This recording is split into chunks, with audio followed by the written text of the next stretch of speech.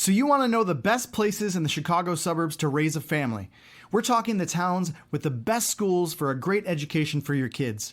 The towns that have great park systems and community centers for your family to play and enjoy time together. Places with great shopping districts and restaurant areas.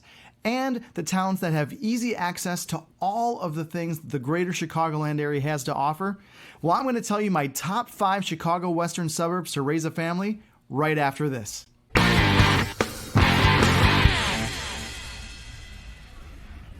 Welcome back to Sweet Home Chicagoland. This is the channel where we feature all things Chicago suburbs and how to buy and sell real estate right here in the greater Chicago area. My name is Chris Grano. I'm a real estate agent with Keller Williams here in the Chicago suburbs, and I'm a local resident, a local podcast host, and I love everything there is to love about Chicagoland. And so today we are going to talk about the best places to raise a family in Chicago, specifically in the western suburbs of Chicago.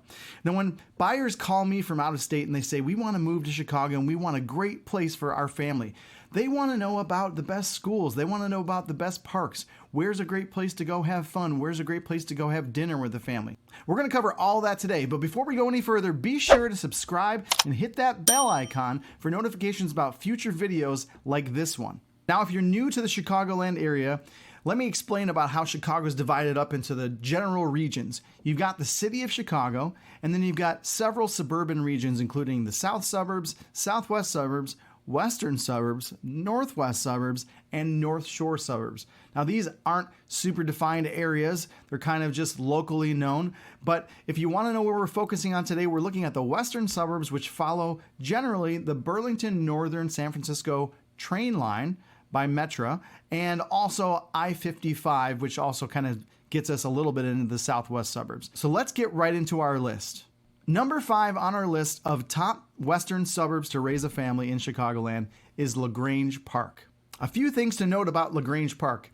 It's the closest suburb to the city on our list today. That means the closest suburb east towards the city of Chicago. Now, if you were to drive from Grange Park to downtown Chicago on a relatively normal traffic period, you'd be looking at about 35, maybe 40-minute drive to get you right into the heart of the city.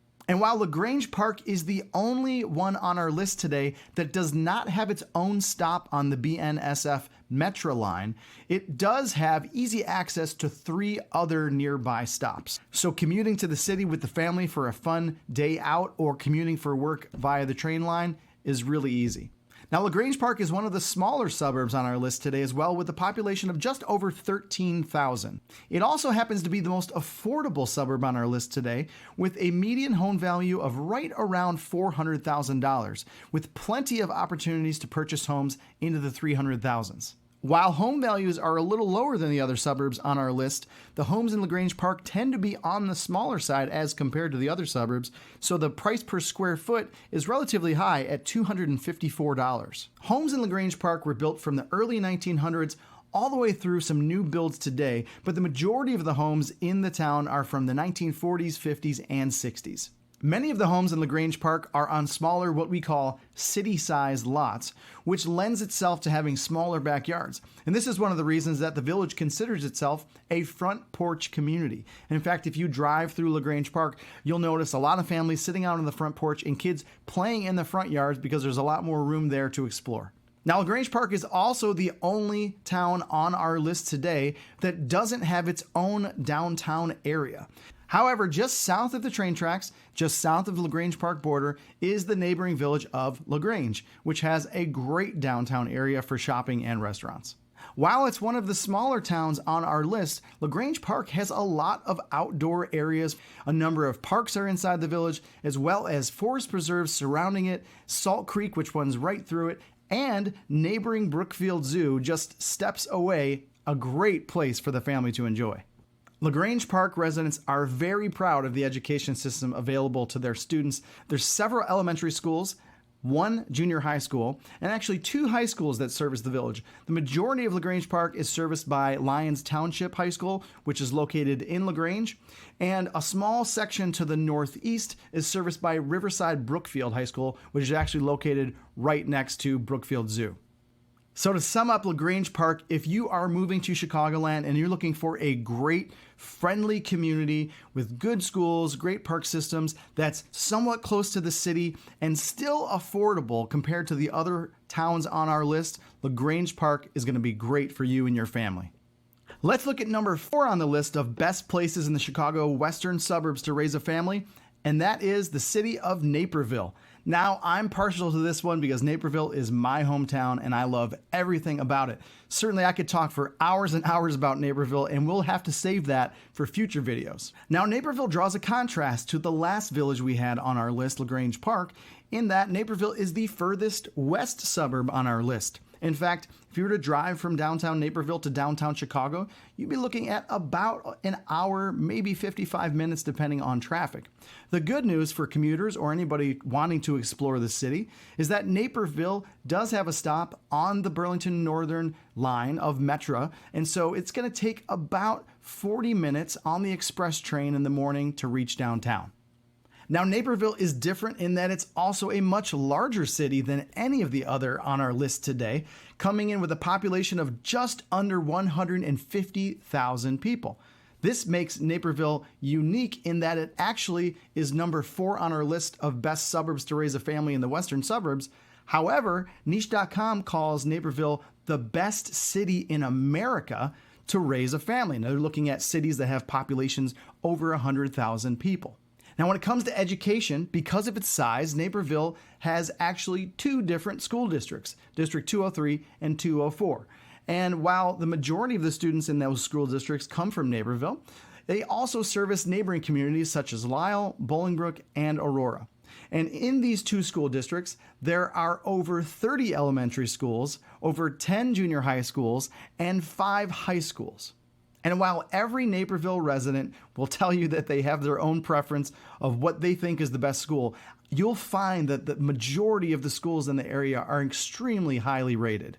Now, while Naperville has a reputation locally for being a more wealthy suburb, it's actually the second most affordable on our list, with a median home value of $470,000. Now, here's the key. The homes in Naperville are a little bit newer than the homes in Grange Park, being that Naperville's further west and expansion of the Chicago suburbs has continued west over time.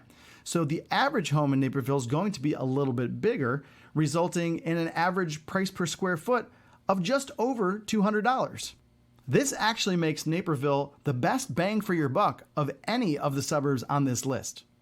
Now, as I said, I can go on and on about the amenities and the benefits of living in Naperville, but just talking about things for the family to do, let's just start with the park system, which features 136 parks, 73 playgrounds, over 70 miles of trails to walk, bike, hike, and 2 public golf courses. So there's plenty of things to do. And when we're talking about fun things, a lot of it's concentrated right around the downtown district. So you can go for shopping and restaurants, which is an incredible downtown area, and then enjoy a walk along the Riverwalk where you'll find fountains and artwork and all kinds of historical sites. Speaking of history, the Naper Settlement is a local outdoor history museum celebrating the foundings of Naperville. Another great area right in the downtown district is Centennial Beach, which is a large, previously abandoned quarry turned into a public swimming beach that features over 6 million gallons of fresh Lake Michigan water. There is a 0 depth entry sand beach, and at the deepest part, it gets to about 15 feet. This is one of the most popular places in Naperville. On a busy summer day, you'll see about 2,500 attendees at Centennial Beach. One of my favorite places to take the kids in Naperville is the Knock Knolls Nature Center. Now, this is on the south of Naperville, and if you want to know a little bit more about it, you can check out my video that I featured Knock Knolls Nature Center in right here. The last thing I'll mention about Naperville is there is never a shortage of things to do. Between festivals and parades and live music. And if you're looking for something outside what the city itself has to offer, there are businesses all over Naperville that cater to families and kids, places to have birthday parties, go let the kids run around and be crazy for a while. I know if you move to Naperville with your family, you're going to find that you'll love it. Let's move on to number 3 on the list, and that's the suburb of Western Springs. Western Springs is a similar size to Grange Park, and in fact, it borders Grange Park. Western Springs has a population of just over 13,000 people. The median home value in Western Springs is $651,000, and on a price per square foot basis, it's the most expensive suburb on our list, coming in at a whopping $296 per square foot. Now, homes in Western Springs were built from the late 1800s all the way through today, with the majority of the homes being built in the 1940s, 50s, and 60s. Similar to Grange Park, Western Springs has easy access by car to downtown Chicago, about 35 to 40 minutes depending on the time of day. And unlike Grange Park, Western Springs does have its own station on the Metro line. It takes about 29 minutes on the express train from Western Springs to downtown Chicago Union Station in the morning.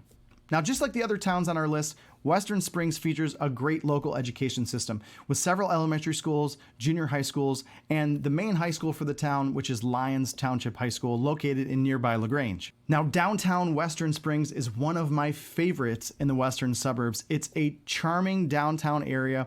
There's great shopping and restaurants. If you love seasonal food and farm to table, you've got to check out the restaurant V. It's one of the top restaurants in all of the Chicago suburbs.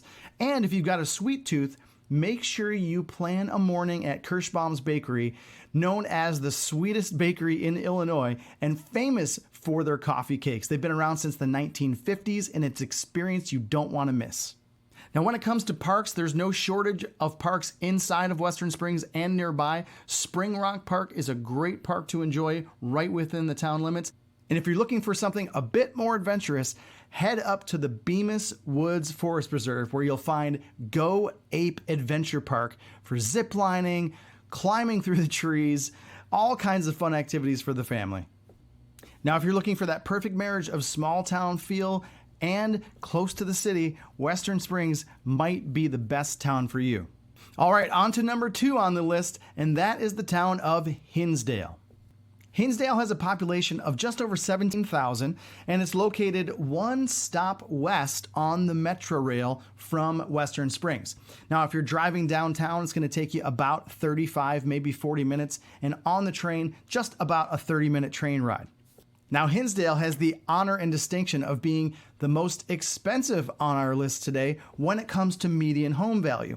While the price per square foot is just under that of Western Springs, the median home value in Hinsdale is a whopping $950,000, which is going to make it cost prohibitive for a lot of folks wanting to move to the Chicagoland area. Now, homes in Hinsdale were built anytime from the 1860s all the way through today, and a lot of today's building being knockdowns and brand new homes being built up, especially in the downtown areas.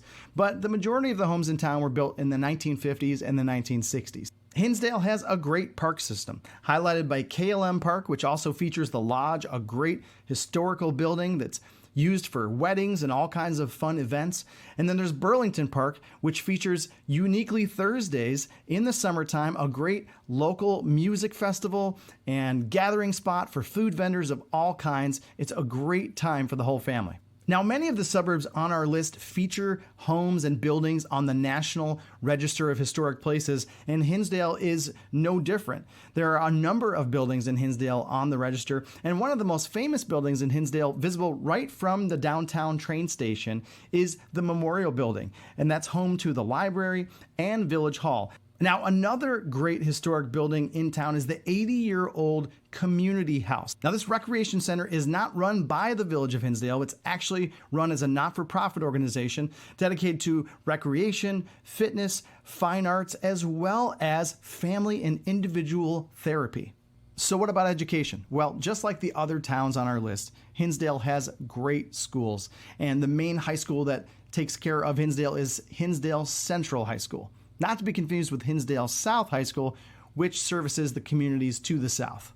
Now, if your family loves to go eat, you've got to go to downtown Hinsdale. It's also an incredible downtown area right by the train tracks. Some of the best restaurants in downtown Hinsdale include Il Poggiolo Italian Ristorante, Nabuki Sushi, and my favorite, I gotta admit, I got a sweet tooth, Sweet Alley's gluten-free bakery.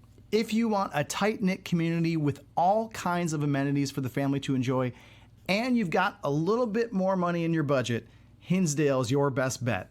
All right, it's time to reveal our number one town on the list of best places in the Chicago Western Suburbs to raise a family.